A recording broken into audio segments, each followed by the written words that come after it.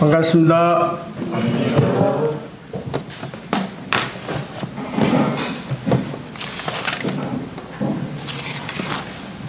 이 앞전 그 말씀은 그 하나님이 기뻐하시는 그 선택에 대해서 제가 그 말씀을 드렸었죠. 그 나오미의 남편 엘리멜렉이 그 흉년이 들자 어떻게 행동을 했었습니까? 참 나오미의 남편 엘리멜렉이 그때 베들레헴에서 상당히 괜찮게 사는 사람인데 흉년이 들어서 주변 사람들이 살기가 어려울 때 그는 그 말씀을 어기고 분명히 고가를 풀어서 부자는 고가를 풀어서 가난한 자를 날아주라 했는데 엘리멜렉은 그런 것을 어기고 다 정리해서 어디로 갑니까? 가서는 안 될 땅 모압 땅으로 가서 결과적으로 나오미가 죽고 엘리멜렉이 죽고 두 아들이 죽는 그런 일들을 살펴보았습니다. 그만치 선택이라는 것이 중요하다는 것, 가장의 선택은 얼마나 중요한지를 말씀을 드렸고, 특히 가정은 하나님의 축복의 핵심적인 통로라고 말씀을 드렸습니다. 그리고 가정은 행복의 온천이면서 하나님의 축복의 기반이라고 말씀을 드렸었고요. 그리고 가정이 흔들리면 개인이 흔들리고 축복의 터가 흔들린다고 이렇게 말씀을 드렸었습니다. 그래서 우리가 선택이라는 것이 얼마나 중요한지, 특히 가장의 선택은 얼마나 중요한지에 대해서 말씀을 드렸었습니다. 그리고 오늘은 하나님이 기뻐하시는 믿음의 행동에 대해서 교제를 하고자 합니다. 먼저 사도행전 13장 19절부터 22절까지 같이 읽기를 원합니다. 19장 제가 먼저 읽겠습니다. 가나안 땅 7 족속을 멸하사 그 땅을 기업으로 주시기까지 약 450년간이라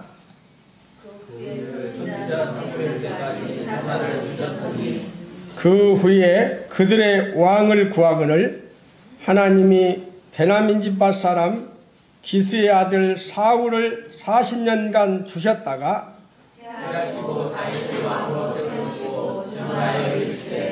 내가 이스라엘 아들 다윗을 만나니 내 마음에 맞는 사람이라 내 뜻을 다 이루리라 하시더니 하나님이 약속하신 대로 이 사람의 후손에서 이스라엘을 위하여 구주를 세우셨으니 곧 예수라.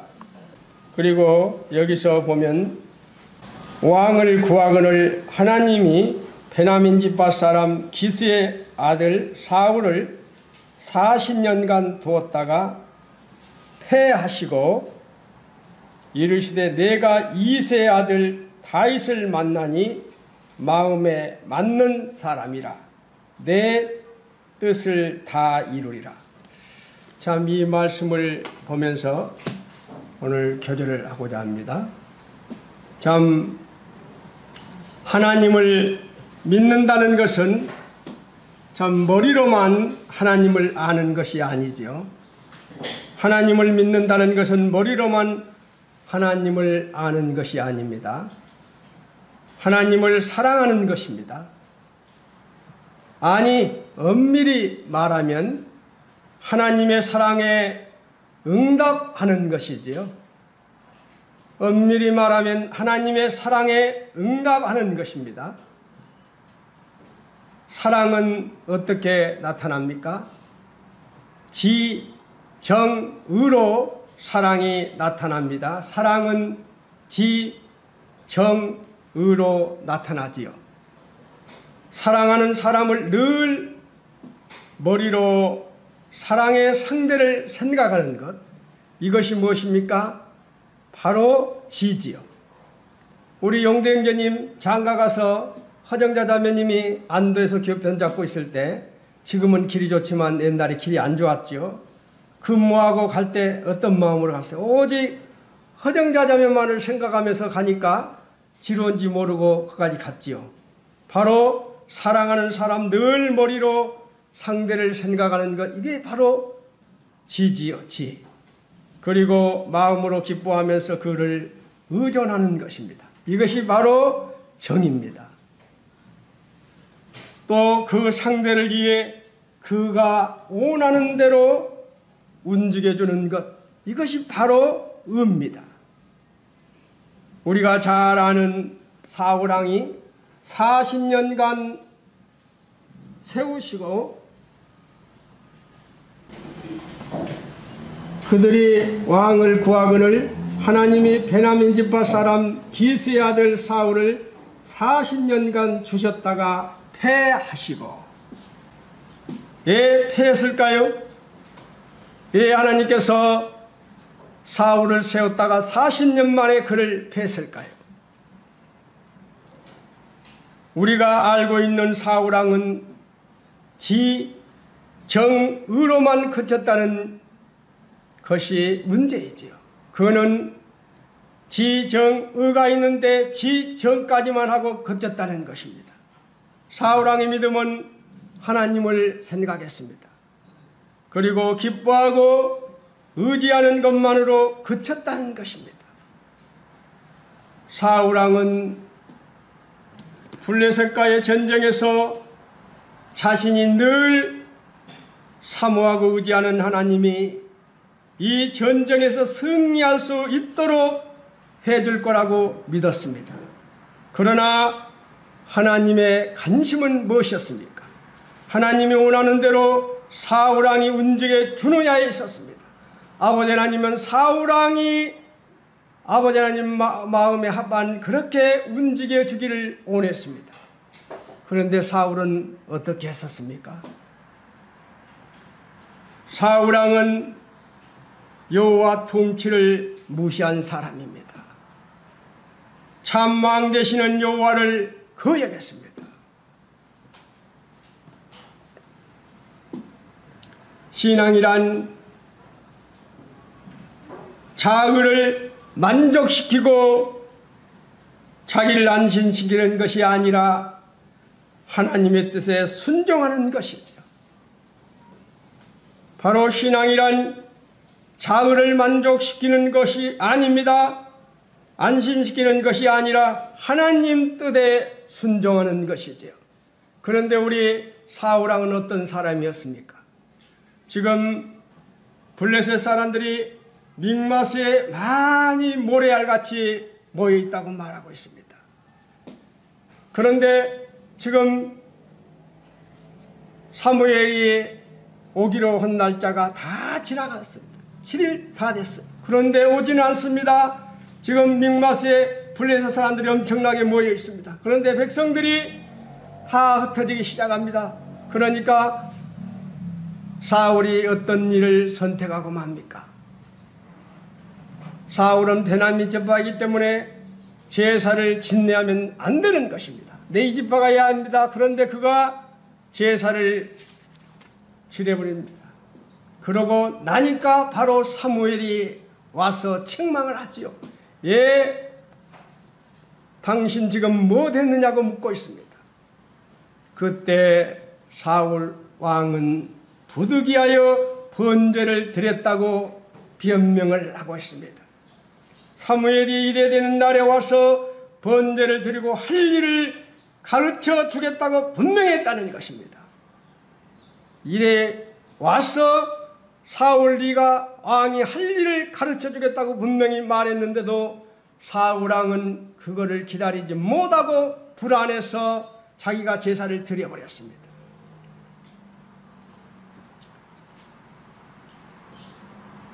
제사는 제사장만이 제사를 진내할 수 있는 것이지요. 네 지파가 할 수 있는 것이죠. 그런데 사울왕은 적은 지파 베냐민 지파였어요. 도저히 제사를 진내하면 안 되는 사람입니다. 신성한 법도를 무시하고 자기 손으로 제사를 드렸다는 것입니다. 그러고도 와서 그는 잘못했다고 말하는 것이 아니라 변명을 하고 있습니다. 우리는 많은 것을 생각해 봐야 합니다. 나는 과연 하나님 앞에서 어떤 일을 하고 나서 잘못을 책망받았을 때 바로 내가 잘못했습니다 하고 고백하는 사람인지, 아니면 이것저것을 핑계를 대는 사람인지를 한번 생각해 봐야 하는 것이죠. 우리가 잘 아다시피 역대하 26장 18절에 보면 향단에 분향하려 하다가 우시야 왕이 문둥병이 발하는 것을 보게 되죠. 그는 잘 섬겼던 사람이지만 한순간에 교만해서 향단에 분향하려고 했습니다. 그때 문둥병이 발해서 평생 죽을 때까지 별궁에 거하다가 죽었죠. 우리에게 많은 교훈을 주고 있습니다. 그리고 사울왕은 또 아버지 하나님께서 지금 가서 아말렉을 쳐서 그들의 모든 소유를 남기지 말고 진멸하되 남녀와 소아와 젖먹는 아이와 우왕과 낙타와 나귀를 다 죽이라고 했습니다. 그렇지요? 다 아시지요? 아말렉 족속을 다 죽이라고, 진멸하라고 했습니다. 그렇다면 왜 하나님께서 이렇게 잔인하게 아말렉을 죽이라고 했을까? 한번 생각해 볼 수 있는 길입니다. 아말렉이라는 족속이 어떤 족속입니까? 바로 에서의 손자인 아말렉 후손들의 후손들입니다. 바로 에서의 손자인 아말렉입니다. 손자가 바로 아말렉입니다. 이들이 출애굽할 때 얼마나 이스라엘 사람들을 힘들게 했습니까? 이스라엘 백성들이 행군하면서 뒤에 처지는 자들을 공격하고 힘들게 했던 사람들입니다. 그래서 하나님께서 출애굽기 17장 14절에서 보면 내가 아말렉을 없이하여 천하에서 기억도 못하게 하리라, 그렇게 말하시죠. 하나님이.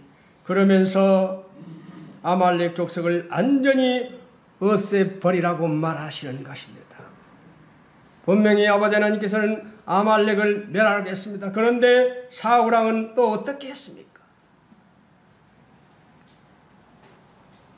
살찐 소, 튼튼한 양, 그런 모든 짐승들을 다 살려놨습니다.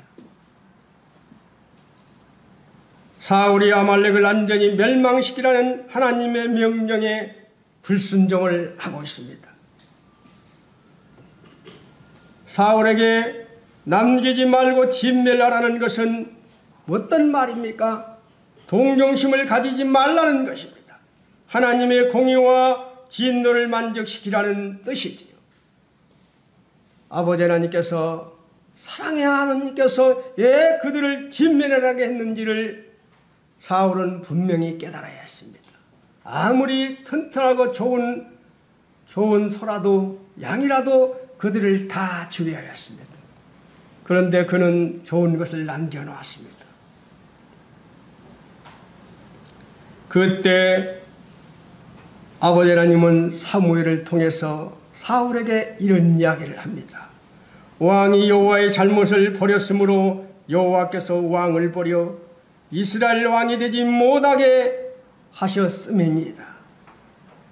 참, 한 번도 아닌 두 번을 사울은 이렇게 아버지 하나님 말씀에 불순종하고 있습니다. 부득이하여 번제를 드렸다고, 진멸을 하겠는데 진멸하지 않고 좋은 것을 다 남겨놓았습니다.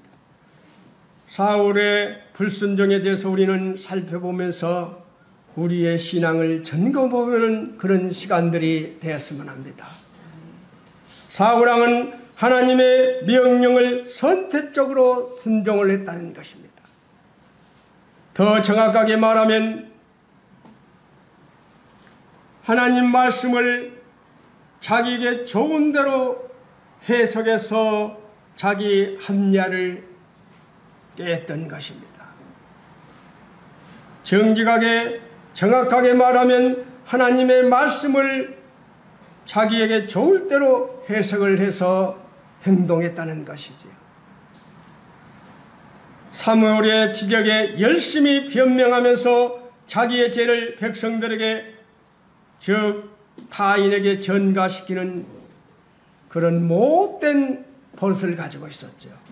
언제나 지적하면 내가 잘못했습니다. 내가 잘못했습니다 하고 연속 그런 것이 아니라 언제나 변명을 했다는 것입니다. 우리는 살아가면서 어떤 형제 자매로부터 그런 권면을 들었을 때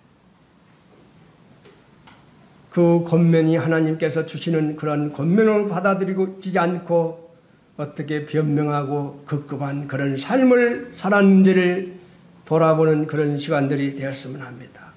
사무엘의 지적에 열심히 변명했다는 거예요. 참 지금 세상에 보면 변명들이 너무 많죠. 특히 상행하효라는 고사성어를 아시죠? 제가 얼마 전에 우리 60대 카톡방에 띄워놨던 글이 있습니다. 상행하효, 이 고사성어는 윗물이 맑아야 아랫물이 맑다는 것입니다. 윗사람이 하는 대로 아랫사람이 그대로 행한다는 거예요. 모방한다는 것입니다. 그래서 우리가 가장이 부모들이 중요한 것이지요. 자녀들이 그냥 따라서 합니다. 어저께 익산 대륙교회 복음집회를 참석했는데 강사님 허윤욱 형제님이 그런 이야기를 하더라고요. 자기 아들이 어렸을 때 오토바이를 타고 그때 이제 아들을 태우게 오기 위해서 학교 정문에 국민학생들인데 기다리고 있는데 이 애들이 나오면서 얼마나 욕을 하고 나오든지 욕으로 시작해서 욕으로 끝나더라는 거예요. 그래서 허인욱 형제님이 하도 욕을 잘하는 애를 가서 잠깐 잡고 너가 학교에서 욕도 가르치냐? 그렇게 물었대요. 하도 욕을 잘해서. 그런데 안 가르치는데도 그렇게 욕을 잘하더라는 겁니다. 그런 이야기를 들었을 때 지금 우리 나라도 그렇고 어디는 다 그렇고 지금 변명하는 시대죠. 상행하효라는 이 고사성어가 저는 마음에 너무 와닿았어요. 윗물이 맑아야 아랫물이 맑다는 것입니다. 윗사람이 하는 대로 아랫사람이 그대로 모방한다는 것입니다. 우리에게 많은 교훈을 주죠. 전 조선시대 때 숙종이 있었던 일인데 숙종이 암행의사를 영남지방에 1년간을 보냈습니다. 그 암행의사가 이간명입니다. 이간명이라는 그 암행의사가 1년간을 다 돌아다녔는데 통영에 가니까 한 섬에 갔다 온 거예요. 그 통영 그 한 섬은 너무나 그 섬을 관리하는 관리자가 수탈을 하고 있었습니다. 보기 민망할 정도였습니다. 그래서 그가 와서 숙종 앞에서 이제 보고를 하는 것입니다. 숙종이 지금까지 돌아본 것을 보고하라고 해서 보고를 하는데 그는 이간명 그 사람은 목숨을 걸고 이런 말을 합니다. 통영에 섬 하나가 있는데 무슨 일인지 대굴에 후공 한 분의 소유로 되어 있었습니다. 그런데 그 섬을 관리하는 관리자가 워낙 수탈을 심하게 해서 거기 섬에 사는 백성들이 견딜 수가 없었습니다. 그러면서 이야기를 했을 때 그 숙종이 가인이 그 조그마한 섬 하나를 후공에게 준 것이 그렇게 불찰이냐고 오히려 이야기를 하는 것입니다. 갑자기 분위기가 어떻게 되겠어요? 임금이 그런 말하면 싸늘하겠죠? 싸늘했습니다. 그러나 이간명은 조금도 굽히지 않고 다시 아뢰입니다. 전하의 지나친 행동이 이 지경에 이르는데도 누구 하나 전하에게 거친 행동을 막지 않는 모양입니다. 내가 없는 1년 사이에도 누구 하나 어떤 신하가 왕에게 고하지 않았으니 지금 지켜나지 않는 신하들을 벌을 내려달라고 그는 말을 하고 있습니다. 숙종은 신하들 앞에서 창피를 당하자 하가 치밀어 올라서 곧 책상을 치면서 또다시 곧 승기를 불러 전교를 쓰라고 명합니다. 그런 상황이면 지금 분위기가 어쩝니까? 이제 이간명이라는 사람은 죽었구나. 이제 죽었구나. 다 그런 분위기인데 승지가 전교를 받아 쓰고 있습니다.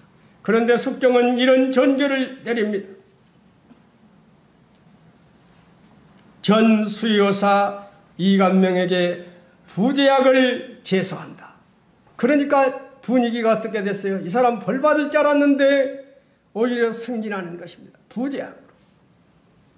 그리고 다다시 부제약 이간명에게 홍문제약을 제소한다. 또 홍문제약 이간명에게 애조 찬판을 제소한다. 숙종은 이간명을 이렇게 특진시켜버렸습니다. 그 자리에. 그래놓고 내실로 불러서 이간명을 이야기를 합니다. 경의 간언으로 이제 가인의 잘못을 깨달았노라고. 얼마나 멋집니까? 목숨을 걸고 그릇된 것을 그릇되다고 말한 충신된 그 신하 이간명과 목숨을 걸고 그렇게 간했을 때 오히려 충직한 신하를 알아보는 숙종을 보면서 우리에게 많은 교훈을 주고 있지.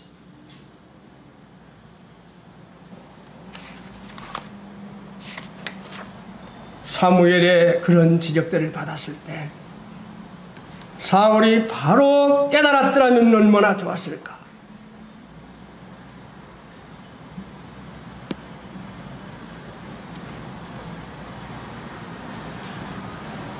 하나님의 말씀을 청종하지 않는다면 그것은 우상 숭배와 같다는 것입니다. 우리도 사울과 같이 하나님을 생각하고 의지하는 것만으로 하나님을 믿는다고 착각할 수도 있는 것이지요. 우리도 사울과 같이 하나님을 생각하고 의지하는 것만으로 하나님을 믿는다고 착각할 수도 있습니다. 그 상대를 위해 그가 원하는 대로 움직여 주는 것, 이것이 바로 의이며 이것이 바로 순종인 것이지요. 그래서 순종이 제사보다 낫고 듣는 것이 수양의 기름보다 낫다는 그 유명한 말이 나온 것입니다. 그 상대를 위해 그가 원하는 대로 움직여주는 것, 이것이 우리의 믿음의 사람들이 살아가야 할 길이죠. 이것이 의입니다. 이것이 하나님을 기쁘게 하는 순종입니다. 하나님이 원하는 대로, 하나님이 기뻐하는 대로 움직이며 사는 것이 올바른 삶입니다. 이것이 바른 행동이며 바른 선택인 것이지요. 성경 인물 중에 예수님을 제하고 하나님 마음에 합한 사람이라고 불리우는 유일한 사람이 있습니다. 성경 읽어봤죠? 바로 다윗입니다. 이스라엘 초대왕 사울왕은 지 정으로 살다가 비참하게 전쟁터에서 죽었습니다. 사무엘에게 기름 부음을 받고 다윗은 왕이 될 것이라는 예언을 듣고 나서도 무려 13년 동안이나 말로 다 표현할 수 없는 고난의 시간들을 보내야 했었습니다. 13년이란 이런 고난의 통화를 통하면서 이 과정을 통해 그는 하나님 마음에 합한 왕이 되었습니다. 다윗은 베들레헴은 전부였습니다. 양치는 목동이었습니다. 지금 말로 흙수자였습니다. 유다 강에 있는 초라한 시골에서 태어났습니다. 다윗은 어려서부터 하나님 말씀을 붙잡고 항상 하나님께 고백하는 사람이었습니다. 다윗은 17살 소년 때 사무엘에게 기름을 부음을 받고도 즉시 왕이 된 게 아니었습니다. 기름 부음을 받고도 목동으로 일을 했다는 것입니다. 정말 겸손한 사람이었습니다. 기름을 부음을 받는다는 것은 무엇입니까? 내가 앞으로 왕이 된다는 것이지요. 그렇지요. 사람들 앞에서 내가 기름을 부음을 받았습니다. 그러면 나는 앞으로 왕이 될 사람입니다. 그런 왕이 될 사람이 다시 돌아가서 목동에 일을 하고 있습니다. 그 다윗은 아버지에게 또 7명의 형들에게 아버지, 내가 앞으로 왕이 될 사람인데 내가 꼭 가서 목동 일을 해야겠습니까? 형들에게도 형, 나 기름 부은 뒤 봤잖아. 내 앞으로 왕이 될 사람인데 내가 목동 일을 해야겠느냐고 그렇게 말하지 않았어요. 그는 그러한 기름을 부음을 받고도 그 천한 목동의 일을 했다는 것입니다. 열심히 했다는 것입니다. 우리는 여기에서 교훈을 받습니다. 우리가 어떤 마음으로 일하는가가 정말 중요한 것이지요. 우리가 어떤 마음으로 일하는가가 우리를 천하게 만드는 것이지요. 내가 어떤 마음으로 일하는가가 중요한 것이지요. 다윗은 그가 왕이 될 사람이었습니다. 그러나 그는 돌아가서 목동 일을 충실히 했습니다. 우리가 어떤 마음으로 일하는가가 우리를 천하게 만드는 것입니다. 형제님들, 자매님들 일하는 것이 천하다고 느낍니까? 그 일을 충성스럽게 했을 때는 오히려 그 일이 하나님께 영광을 올려드리는 길이 될 것입니다. 다윗은 기름 부음을 받고도 겸손히 목동으로 일을 했다는 거예요. 그러다가 다윗은 수금 타는 소년으로 취직하기 시작했지요. 다윗은 찬양을 잘해서 뽑혀왔습니다. 다윗이 사울왕 앞에서 수금을 타면 하나님 찬양하자 사울왕을 괴롭혔던 악령이 떠나갔습니다. 왕실에 들어가게 된 것이지요. 요즘 말로 말하면은 파트타임을 한 것입니다. 그때 그 파트타임을 하고 있을 그때 엘리 골짜기에 블레셋과 이스라엘 진영이 대결을 하고 있죠. 거인 골리앗이 여호와 이름을 못 오가고 외칩니다. 장수 둘이서만 붙자. 우리 블레셋 한 명 뽑고 이스라엘 한 명만 나와라. 같이 1대1로 뽑아서 진편히 다 종이 되라. 그렇게 제안하고 하나님을 못 오가기 시작했습니다. 그때 사울왕부터 시작해서 많은 이스라엘 군인들이 다 벌벌 떨고 나올 생각을 하지 못했습니다. 다 하나님을 못 오가는 엄청난 소리를 냈습니다. 그런데도 떨고 나서지 않았습니다. 그때 17살 먹은 다윗은 나서고 있습니다. 그때 소년 다윗이 막대기 하나 든 채 블레셋 사람 골리앗 앞에 섭니다. 이게 쉬운 일입니까?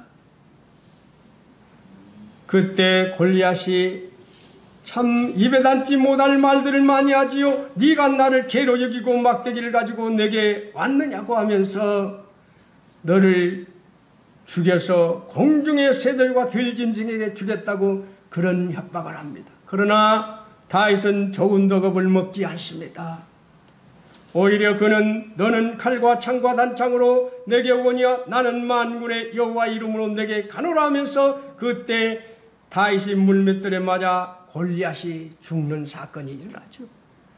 사실은 다윗의 믿음에 맞아 죽은 것입니다. 그렇죠. 그 맷돌에 맞아 죽은 것이 아니라 다윗의 믿음에 맞아 죽어버린 것이지요.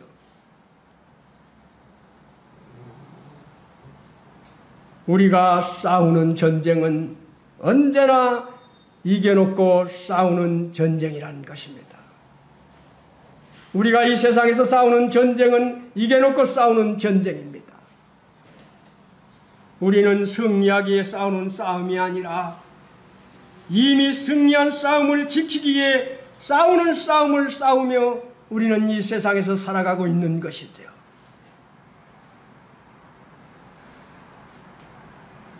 다윗을 이스라엘 왕으로 삼으시려는 하나님의 섭리가 역사가 여기서부터 나타나기 시작하지요.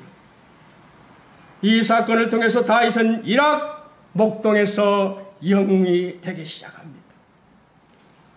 다윗은 영웅이 된 순간부터 고난의 길을 걷기 시작하지요. 사울이 죽인 자는 천천히요 다윗이 죽은 자는 만만이로다. 이 말 한마디에 사울왕은 완전히 사람이 이제 달라지기 시작하지. 사울은 이 노래를 듣는 순간 열등감에 사로잡혀서 다윗을 죽이기로 결심하지. 그리고 사무엘 선지자가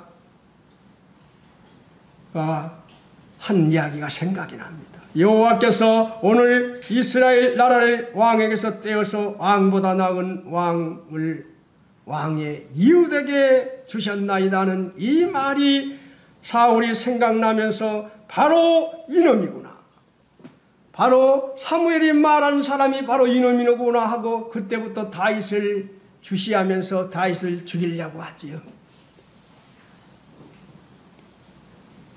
사울왕은 하나님의 생각과 뜻에 자신의 삶을 맞추려 하지 않고 자신의 뜻을 위해 하나님을 대적하기 시작합니다. 하나님이 왕위를 옮기겠다고 하시면 하나님 제가 잘못했습니다. 제가 잘못했습니다 하고 무릎을 꿇어야 했습니다. 자기를 돌아보면서 회개해야 했습니다. 하나님이 뭐라 하시든 왕이 유지하려고 애를 쓴 사울을 보면서 우리는 많은 교훈을 얻는 것이죠. 뻔히 잘못된 것을 알면서 끝까지 밀어붙이는 사울을 보면서 우리가 교훈을 얻어야 하는 것입니다. 혹시 우리도 그러지는 않는지. 다윗은 공포 속에서 매일 아침 눈을 뜰 때마다 하나님을 찬양했습니다. 다윗은 고난을 통해 나를 이기고 나를 죽인 것입니다. 그리고 자아가 깨진 것이지요. 아무리 몸부림쳐도 여기를 가도 사울의 칼이 있고 저기를 가도 사울의 창이 있으니 견딜 수가 없어서 그는 블레셋 수도 가드로 1차 망명을 시작합니다. 이스라엘 땅에서는 도저히 살 수가 없어서 망명을 하지요. 바로 갔다가 블레셋 수도인 가드로 피신했다가 도저히 안 돼서 미친 척 형세를 해서 다시 빠져나왔지요. 그래서 가드에서 도망쳐 나온 다윗은 아둘람 굴에 피신을 합니다. 그곳에서 사울왕의 박해를 받은 유다지파 사람들이 400명이 모여 있었지. 그 400명들이 다시 다윗을 추대하는 사건이 벌어집니다. 그때 사울왕 칼을 피해 이 동굴, 저 동굴에 숨어 지내다가 엔게디 동굴에 피신했을 때 사울왕이 용변을 보려고 엔게디 동굴에 들어오게 됩니다. 여러분 같으면 살려주겠습니까? 자기가 얼마나 자기를 힘들게 했든지 자기가 망명을 했어요. 어디로 갔습니까? 자기가 블레셋에 가면 안 되는 것을 알면서도 다윗은 블레셋 가드까지 망명을 간 사람입니다. 그래서 가드에 갔더니 가드에서도 뭐라고 합니까? 사울을 죽인 자는 천천히요 다윗은 죽인 자는 만만인데 이런 사람이 왔다고 오히려 위험을 느껴서 그는 미친 척하고 다시 와서 엔게디 동굴에 숨어 있는데 지금 사울왕이 그 용변을 보기 위해서 들어온 겁니다. 우리 홍성진의 같으면 놔두겠어요? 그런데 주변의 부하들은 이제 지금입니다. 지금 때입니다. 지금 죽이자고 말합니다.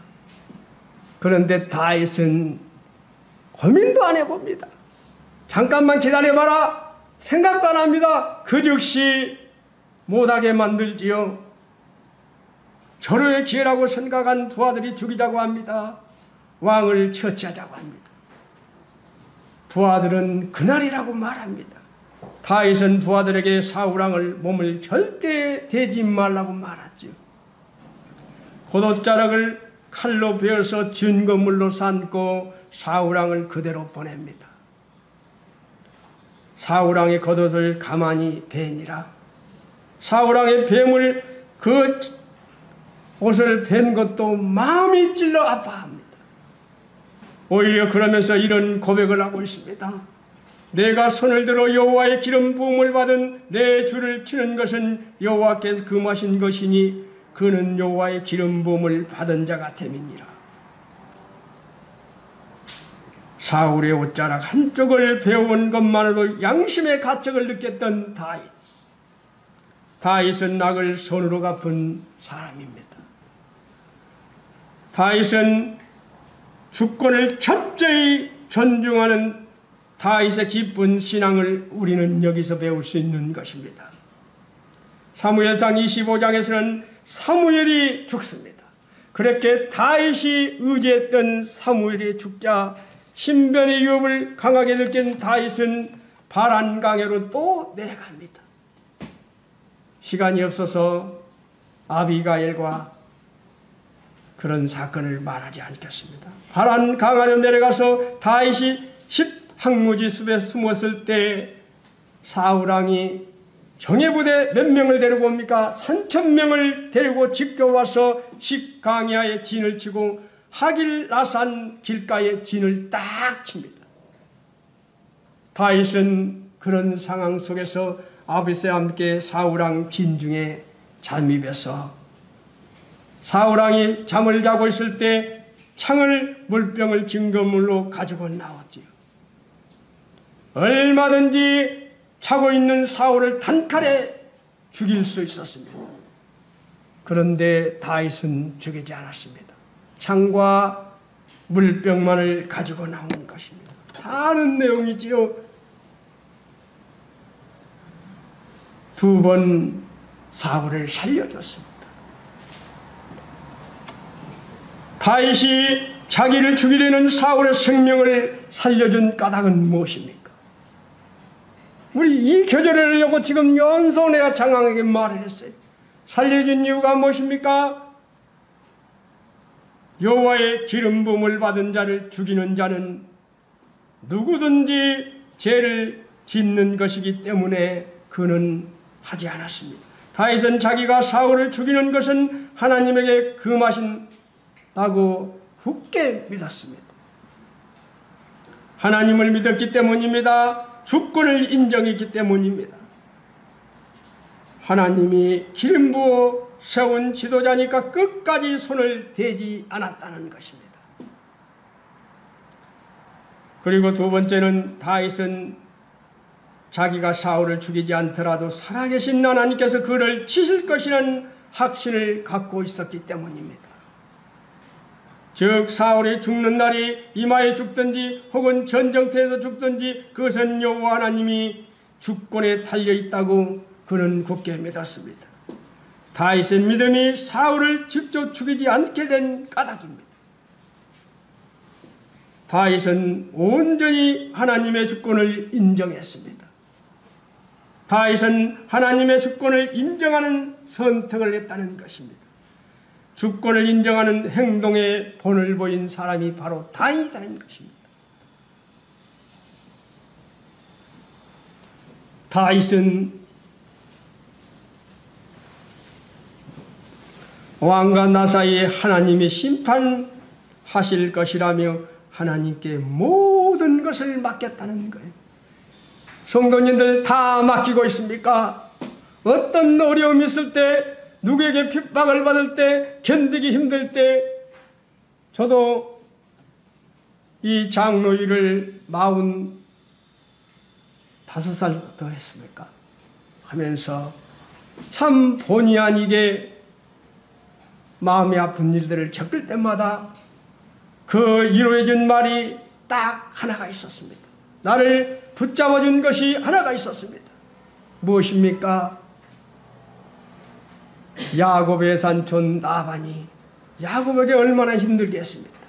그때마다 하나님이 야곱을 향해서 라반의 산촌 라반이 너에게 하는 것을 내가 다 보았노라. 너희의 산촌 라반이 너에게 하는 것을 내가 다 보았노라. 그 말을 들으면서 하나님이 다 보시고 있겠구나. 다 본다면 하나님께서 알아서 하시겠구나. 그런 생각이 들었습니다. 성도님들 힘드십니까? 하나님이 다 보고 있다는 것입니다. 내 삼촌 라반이 너에게 하는 것을 내가 다 보았노라. 다 보았다면 나중에 내가 어떻게 하겠다는 말이 있는 것이지요. 보고만 말아버리면 아니지요. 보았다면 그 다음에는 하나님이 개입하겠다는 그 말을 의문을 남기는 것입니다. 사울왕을 죽이면 다른 깃발을 포용할 수 없기 때문에 나중에 자기가 왕권을 할 수 없기 때문에 그는 사울왕을 죽이면 다른 깃발을 포용할 수 없기 때문에 사울왕을 죽이지 않았다는 거예요. 그때 어린 나이인데도 그런 생각을 했다는 것입니다. 이스라엘에서 왕이 암살당하는 전례를 남기지 않기 위해서 했던 것입니다. 하나님의 주권을 철저히 존중하는 다윗의 깊은 신앙을 우리는 배울 수 있습니다. 신앙생활의 아름다운 모습을 끝까지 유지하려면 하나님의 주권을 철저히 존중하며 성령의 분별력과 지혜가 필요한 것이죠. 신앙생활의 아름다운 모습을 끝까지 유지하려면 하나님의 주권을 철저히 존중하며 성령의 분별력과 지혜가 필요한 것입니다. 사탄은 처음에는 이기지만 하나님의 사람은 마지막에 이긴다는 사실입니다. 성도님들 이거를 유념하세요. 사탄은 처음에 이기지만 하나님의 사람 우리는 마지막에 이깁니다. 아멘이죠? 두려움의 근본 동기는 하나님을 신뢰하지 않기 때문입니다. 하나님보다 자기 자신을 의지하는 데 있기 때문에 두려움이 있는 것이지요. 왜 우리가 다른 사람들을 용서하며 살아야 합니까? 왜 다윗은 2번이나 죽일 수 있었는데 그를 살려줬습니까? 그를 왜 용서했습니까? 그것은 하나님의 명령이기 때문입니다. 자격이 없는 우리들을 조건 없이 값없이 용서해 주신 하나님은 너희가 이웃을 용서했으면 좋겠다가 아니라 70번씩 7번이라도 용서하라고 말씀하신 것이지요. 제가 나이를 먹다 보니 참 맨날 젊었을 때 장로였던 모습과 60대 초반의 모습과 60대 후반에 이러한 일을 하면서 옛날을 돌아보면서 왜 내가 옛날에는 그렇게 했을까? 참 돌아보는 그런 계기들이 되더라고요. 그래서 백발 앞에 고개를 숙이라는 말이 이거구나. 많은 것을 느끼게 합니다. 그래서 우리는 그래도 사랑하고 그래도 이해하고 그래도 용서하고 그래도 품는 것이죠. 너희가 이웃을 용서했으면 좋겠다가 아니라 70번씩 7번이라도 용서하라는 말씀인 것입니다.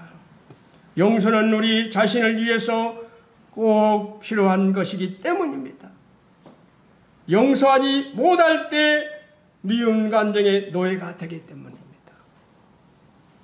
미워해보세요. 자기가 죽습니다. 저도 한때 그래 본 적이 있어요. 경험자입니다. 자기가 괴로워요. 우리가 아무리 성경을 읽고 기도를 해도 마음의 평화가 없고 결국 육체적으로 정신적으로 잘못하면 질병까지 얻게 되는 거예요. 그래서 우리는 용서하는 겁니다. 용서는 자기 자신을 위해서 꼭 필요한 것이에요. 다윗같이 주권을 인정하고 하나님께 맡기고 용서하는 것입니다. 사랑하는 것입니다. 다윗은 사울이 자기를 그렇게 죽이려고 했을 때 요나단과 자기를 그렇게 죽이려고 했던 사울왕이 죽었을 때 어떤 행동을 하고 있습니까? 그는 사무엘 하 1장에서 하랜 노래로 그를 사랑을 표현하고 있습니다. 한번 읽어보세요. 요나단과 자기를 그렇게 죽이려 했던 사울을 향해 그는 눈물로 하랜 노래를 부르고 있습니다. 그래서 그는 하나님께 합한 사람이 된 것입니다. 그래서 하나님께서 이러한 삶을 산 다윗에게 내가 이새의 아들 다윗을 만나니 내 마음에 맞는 사람이라. 내 뜻을 다 이루리라.